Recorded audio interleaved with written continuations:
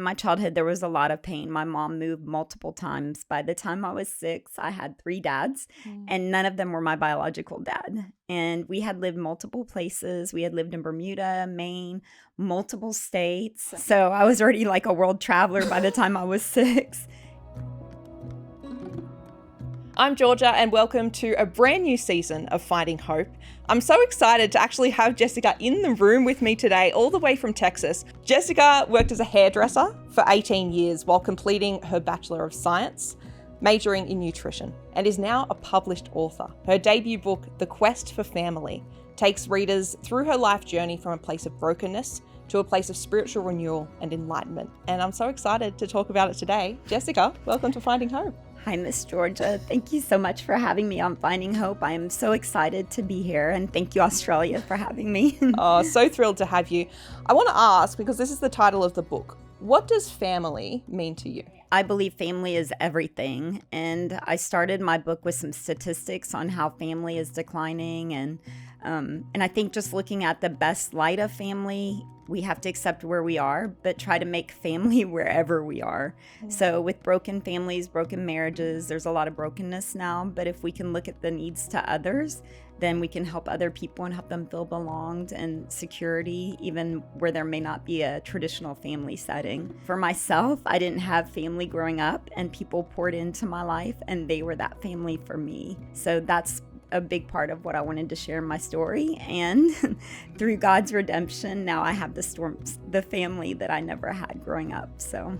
Oh, that's wonderful. And look, we are going to talk about that more. I want to go back to the beginning. Tell me about your childhood. What do you remember from it? How do you remember the feelings around it in your body as well? Yes, in my childhood, there was a lot of pain. My mom moved multiple times. By the time I was 6, I had 3 dads, and none of them were my biological dad. We had lived multiple places. We had lived in Bermuda, Maine, multiple states, Germany as well. Wow. So I was already like a world traveler by the time I was 6. And I really feel like my mom left the man that she married, Clancy, which is the name of my last name of the book, for the thrill of travel. They had only been married about a year, and the second husband was very abusive, and he would abuse her, and then he would also have his way with me and abuse me as well. So things were very confusing. There was a lot of abandonment, a lot of hurt, and even looking back, I know that God was with me through the whole time and really helped provide those people that I needed at the time. And who were some of those people? There were 2 families that lived next door, and they were like parents to me. And I would go sit on their couch, and I would process, like, leaving my mom was really difficult. And my grandmother had me call my mom on Mother's Day, and my mom was like, "You don't exist. I don't have kids." And they were foster parents. They lived in Tennessee at the time. And I was just like, okay. I was like, maybe 14 or something. So yeah, it was really hard. Like, looking back, I have had more life without a mom than I did with a mom. So, I mean, obviously the body keeps the score, and those feelings are still there, but you just learn how to keep pressing forward and use the past to grow from and learn from and do better. You've mentioned a lot about looking back, you realized that God was there, and Yes. People were there that were being the hands and feet of Jesus. Tell me about your faith in God. Was God kind of conscious, present thing throughout your childhood, or was faith something you came to later in life? So, like I said, we had moved several places. There was no stability with the moves. There was no stability with dads. The neighbors always changed. The friends always changed. But in 2nd grade, we had moved to a place called Zion, Illinois. And there was a family. I don't know how my mom found them, but it was a babysitter that she left me with. And they had just had a Bible, and I remember like sitting on the floor, and they were reading to me and telling me stories of Jesus and who he was and how good he was and how he could be my friend with me forever. And I was like, well, I want him to be with me. I want him to be in my heart. And of course, I was like a vulnerable, lonely, like child, right? I asked him to come into my heart, and I know that Jesus has been with me since then. So I would say he is somewhat of like an invisible friend. So somebody that I could talk to and be with and see in the nature and see in the beach and the fish and the sky, and just always like speak to him. And he was my escape. So when you moved to live with your grandmother, because it was when you were around 14, did you say? Probably 12, 13. 12, 13. Was that choice that you made, or were you like taken from your mum? Like what was So the there were several situation there? times that because of all the moves that my mom would always send me to like stay with my grandma. So I always knew. And that was part of probably what helped me to be kind of see things in a different light, right? That was my escape as well. Mm. But when it actually came to happen, my grandmother had called me in school, called me and said, "Hey, I'm going to come get you. We'll just tell your mom that I need help with chores and you can stay with us," because she had known of the abuse through my aunt. Right. So the school had called me out of the class to speak with her on the phone. Well, that weekend, there was like a big dispute with my mom and my stepdad, and I went to CPS care. And my grandmother then retrieved me from CPS. But at that time, she had taken me back to the house, and my stepdad at that time was a registered minister. So it went from like physical drug abuse to control and manipulation through religion. We had gotten into a circle prayer, and he had said, "I give you permission to get involved with sex, drugs, and rock and roll." What? So it was like a curse was passed over my life at that time. And my grandmother had then brought me to Texas, in which I've been in Texas since that time. Yeah, So, I was going to say, so there was more stability after yes, you moved in to with your some grandmother. degree, Yeah. yes. But when I was 17, my aunt that was 3 years older than me had gotten pregnant. And so my parents came into town and sat me down with my grandmother. And I was like, I worked like 3 jobs. I was very independent. I had honor school, graduated like honor graduation in high school. I was in cosmetology, cutting hair. Mm-hmm. And they sat me down and said, "You need to leave. You've never done anything and you need to go. Be self-sufficient." So when I was 17 on my graduation day, I was kicked out. Oh my gosh. Tell me more about hairdressing. You were a hairdresser for 18 years, and I am so interested in this because, like, hairdressing for me, I feel like here in Australia at least, it's like people unload on their hairdressers, right? It's like sometimes it's the only place where I'm thinking like mums, women especially who are, don't have any time to themselves. Mm-hmm. Your hair appointment is like the time where you invest in yourself, Mm-hmm. and you can just like unload on whatever's happening in your family and your job, et cetera, et cetera. I know a lot of people that like their hairdressers are like their therapist / best friend, Yes, right? exactly. Did you find that was the situation for you and your clients? I absolutely loved my clients. It was a very upscale salon. So a lot of people were very upscale, very influential, very educated. Compact was right down the street. The computer company yes, was right down the street. So we had a lot of people would come during their, fabulous lunch times that they had.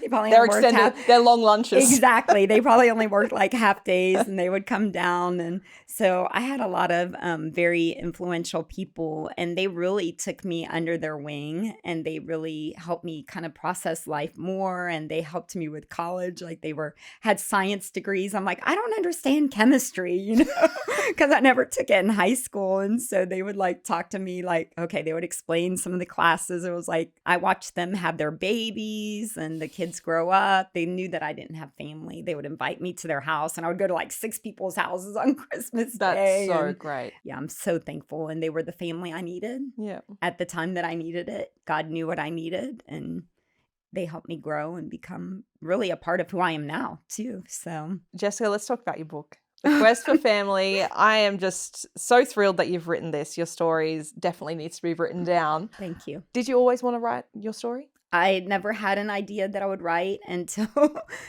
well, when I would cut hair, people would say, "You need to help others. You should write a book." And so I didn't really think much of it. But when I was in a very dark time, and I was really searching for God and his protection and going to church. And the pastor had said that someday you'll write a book. So it was How long ago was this? That was like in the early 2000s. Right, when I was okay. like in my internship in grad school and going through like a really bad relationship as well. Different kind of spectrum relationship, which you can read about in the book, Battle of the Ghost. Okay. So yeah, carrying those words, when I met my husband, we were in Bible study, and I was like, I'm going to write a book someday.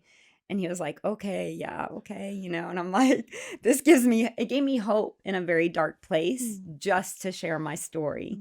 So I would always think about the future and however bad and however upsetting it was what I was going through, that someday I could share that with somebody to help save somebody, you know? A lot of the book is, details how we find healing through hard times, how you found healing. Yes. And I know you have a lot of tips in the book. Would you share just a couple of your top ones now, maybe for those that are going through a difficult time, trying Absolutely. to get through that healing process? Yes. So at the end of most of the chapters, I do have like a little scroll, like a little word of wisdom and words of encouragement. So some things that really helped me, besides the people, when there was the religious abuse, I really want to credit Beth Moore. I don't know if you're familiar, she's an American evangelist that used to focus on women, but she writes she writes a lot of Christian workbooks that really help you dive into the Bible and really help you dive into yourself. And that brought a lot of healing for me. There was a workbook called Breaking Free that was really helpful. A Woman's Heart, Fruits of the Spirit, just understanding all of those things really helped overcome that religious abuse and help me feel more comfortable in church, again. Also, music. I love music. And even when I get anxious at work or any place, like I really love music because, especially Christian, when I was younger, it would have been like classical when I was studying Mozart. And research now shows that it can cause healing in the brain, and the music would be my prayers. And I really feel like as an artist is singing that they say when two or more come together, it shall be done in my name. And there's been many times where I've listened to music and the songs that are also scripture, and many of the songs, reciting those through prayers in my mind and my spirit and my soul, that I feel really connected to God. And it was in a distraction from what I was going through. So it helped recondition my brain and take me away from, the hard places. And then also nature. And even with our own family, just to get out and travel to Australia or travel like we have an RV and we do go camping, and to be able to just get out in nature where I can feel God's presence, where it's calm and peaceful, and, connecting with the animals is like God's talking to us through the animals and through the rivers and the sky and the stream. And just, anybody can go for a walk and be outside. Anybody can turn on the music. The music that you choose to listen to can be healing. And Jessica, healing is a lifelong process, as yes. you are fully aware. What strategies do you kind of have in place now to kind of help you cope and bring up difficult emotions when inevitably they do arise, whether that's from the past or from the present? We live very close to our church. We ride bikes to church. Oh, that's so wonderful. Yes. And so it's actually kind of funny. We go to church a lot because I feel like whenever there's difficulty, I don't know how to parent. I didn't have good role models. And the best way to learn how to be the best that I can is through the teachings of my church, which I absolutely love. And I know I'm going to fail. I'm going to make mistakes. I'm not perfect by any means, but I don't want my kids to look to me. I want them to trust God and look to Him and let them build their own relationships and their own ideas with their Father. So church is absolutely like our saving grace. So we are very involved in our church, and there's women Bible studies, there's men Bible studies, there's book studies. We've been fortunate to be part of the fostering pilot group. We were fortunate to be part of, Married with Kids Bible study when our son was little and he was very sickly. It really helped us know that that was normal. We were part of a marriage class. So we got to facilitate a Bible study class for 4 years. We were also part of a community group pilot program, having Bible studies in your house. So we're really involved in our church, and that really brings a lot of healing for us and keeps us on the right path. So Jessica, it has been a pleasure. To finish up, I want to finish with some quite sobering statistics from here in Australia. 40% of Australians between 16 and 65 are affected by domestic violence in some way or another. 32% of those have experienced physical abuse, and 31 have been impacted by emotional abuse. Every one of those numbers is a story. Some listening may not even be aware that they're experiencing abuse. They may be listening to this podcast and kind of thinking, oh, maybe some of those things are applicable in my own life. What advice and encouragement would you give to those who are walking this journey? It's hard to recognize when you're in that situation, because a lot of times a perpetrator will make you feel like you're the person and you're the problem. But I'm hoping that people that read my book will recognize they're not the problem and that they can speak to somebody, because there's shame that they the perpetrator will put over your life. And it's very hard to come forward and talk about it, especially when you don't understand what's happening and you blame yourself. But by talking to somebody and understanding what you're going through brings light to it, and it brings light to the darkness. And there's healing. I want people to know there is healing in talking about the things and the events that you're going through, and to get help. If you can talk to somebody you trust, whether it's somebody at your church or a neighbor, seek professional help if you can. Don't be ashamed to come out of the darkness into the light, and God will bring you healing. And there may be people that he sends your way. Just look up and be aware, pray, and he can send you those signs, and he can send somebody to rescue you. So, well, The Quest for Family by Jessica Clancy is out now. You can find out more on your website. That is jessicaclancyperseveres.com. Yes. That information will be in the show notes. But Jessica, it has been a pleasure having you on Finding Hope. Thank you so much. Thank you very much. And it's available on Amazon internationally. So great. All of that will be in the show notes as well. Thank you. Thank you so much for having me. It's a pleasure to be in Sydney, Australia. I had to think about, where am I? You've done a lot of traveling over the past few weeks. The jet lag is real. Yes, exactly. Days. Thank you so much. Thank you.